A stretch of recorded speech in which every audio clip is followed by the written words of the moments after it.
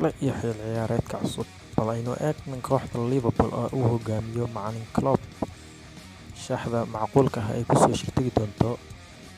Shaxda ayaa waxay noqonaysaa 4-3-3, halka goolkiibaha uu kusoo bilaaban doono Alisson, 27 jirka reer Brazil.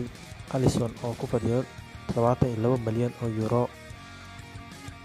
Difaaca midig uu noqonayo ciyaaryahankii da'da yaraa ee wacdaraha dhigay sanadii hore, Trent Alexander-Arnold, 21 jirka reer England, kaasi qiimihiisa macquulka uu yahay 99 milyan oo euro.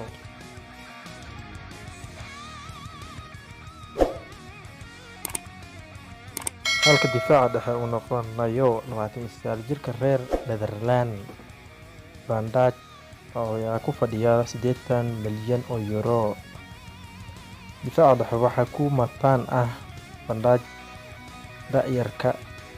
da'yarka reer England, 23 jirka reer England ee Joe Gomez ayaa qiimihiisa macquulka uu yahay 33.5 milyan oo euro.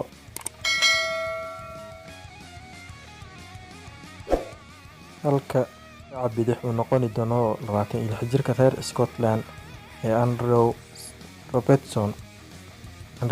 Ayaa ku fadhiya lacag gaaraysa 64 milyan oo euro.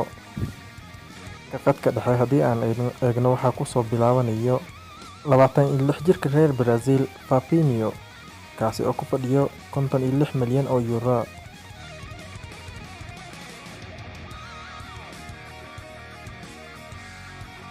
Fabinho khadka dhexe waxaa kula mataan ah 30 jirka reer England Jordan Anderson, kaasi oo qiimihiisa uu yahay 28 milyan oo euro.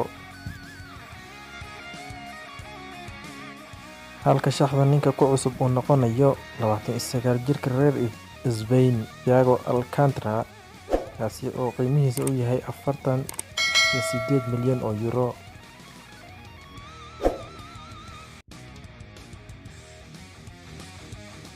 Halka garabka midig ee weerarka uu ka ciyaari doono 28 jirka reer Masar Mohamed Salah, kaasi oo qiimihiisa uu yahay 120 milyan oo euro.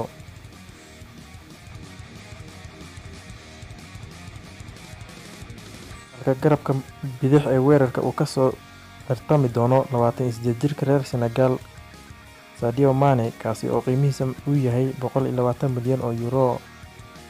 Halka weerarka afka hore ama lambar 9 aad u taqaano uu soo galayo 28 jirka reer Brazil Roberto Firmino, kaasi oo qiimihiisa uu leeyahay 72 milyan oo euro. Xasuuso oo xiskaaga gali, weli waa ay joogaan ciyaartooydii hore wacdaraha ugu soo dhigay Premier League, kuwaasi oo ku jira qaybta kaydka, halka kuwa kale oo la soo saxiixday xilli ciyaareedkan ay weli kasoo muuqan shaxdani. Ugu shaxdani waa shaxda macquulka ee uu kusoo shirtagi doono macalin reer Germany ee Klopp.